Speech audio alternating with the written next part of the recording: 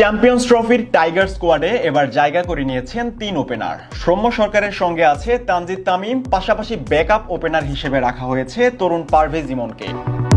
সাম্প্রতিক পারফরম্যান্সে স্কোয়াডের ৩ টাইগার ওপেনারে আছেন ক্যারিয়ারের সেরা ছন্দে। তাই দলের ওপেনিং পজিশনে কাকে রেখে কাকে জায়গা দিবেন এ নিয়ে কপালে চিন্তার ভাঁজ পড়েছে টাইগার কোচে।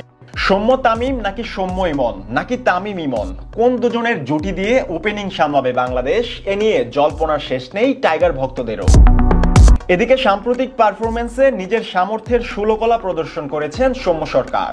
রংপুর রাইডার্সের হয়ে গ্লোবাল সুপার লিগ মাতিয়ে শিরোপার সাথে টুর্নামেন্ট সেরা খেলোয়াড়ের তকমাও বাগিয়ে নিয়েছেন এই বাঁহাতি ওপেনার। সবশেষ টাইগারদের ক্যারিবীয় সফরেও ব্যাট হাতে চমক দেখিয়েছিলেন সৌম্য। আন্তর্জাতিক ওডিআই ক্যারিয়ারে প্রায় ২২০০ রানের মাইলফলক স্পর্শ করা এই ব্যাটারের ব্যাট থেকে শেষ ১০ ইনিংসে ম্যাচ প্রতি রান এসেছে ৪৩ গড়ে। চোটের কারণে বিপিএল এ তেমন খেলার সুযোগ না পেলেও খুলনার বিপক্ষে খেলেছিলেন ৭৪ রানের দুর্দান্ত ইনিংস। অন্যদিকে ২০২০ সালের যুব বিশ্বকাপ জয়ী তামিম ইমন জুটিও আছেন দারুণ ছন্দে। ব্যাট হাতে ১১তম বিপিএল আসরের সর্বোচ্চ রান সংগ্রাহকের তালিকায় শীর্ষ ২-এ জায়গা করে নিয়েছেন তানজিদ তামিম। একটি শতকের পাশাপাশি নামের সাথে যুক্ত হয়েছে ৪টি অর্ধশতকের কৃতিত্ব। এমনকি আসরের সর্বাধিক ৩৬ ছক্কার রেকর্ডটিও এই বাঁহাতি ওপেনারের দখলে।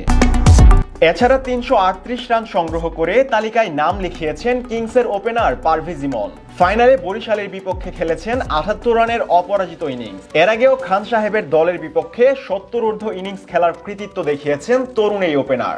অর্থাৎ সাম্প্রতিক পারফরম্যান্সে দলের ৩ ওপেনারই আছেন চূড়ান্ত ছন্দে। তাই ওপেনিং পজিশন নিয়ে মধুর বিপাকে পড়েছেন কোচ ফিল সিমন্স। তবে অভিজ্ঞতা আর অতীত রেকর্ড বিবেচনায় কোচের প্রথম পছন্দেই থাকবেন সৌম্য সরকার। কেননা একদিনের আন্তর্জাতিক ক্রিকেটে দলের ট্রাম্প কার্ড হিসেবেই বিবেচনা করা হচ্ছে এই বাঁহাতিকে। অন্যদিকে সাদা বলের লড়াইয়ে সাম্প্রতিক সময়ে দলের নিয়মিত ওপেনার হিসেবেই দেখা মিলেছে তানজিদ তামিমের। এছাড়া টাইগারদের প্রস্তুতি ক্যাম্পেও দলের প্রায় ফিক্সড ওপেনার হিসেবে একসাথে অনুশীলন করতে দেখা গেছে সৌম্য তামিম জুটিকে।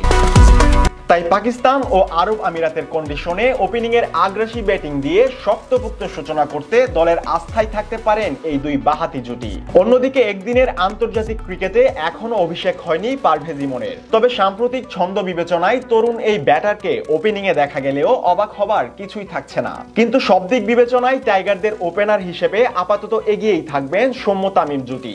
এদিকে ভারতের বিপক্ষে ম্যাচ দিয়েই চ্যাম্পিয়ন্স ট্রফির মূল যাত্রা শুরু করবে নাজমুল শান্তর দল।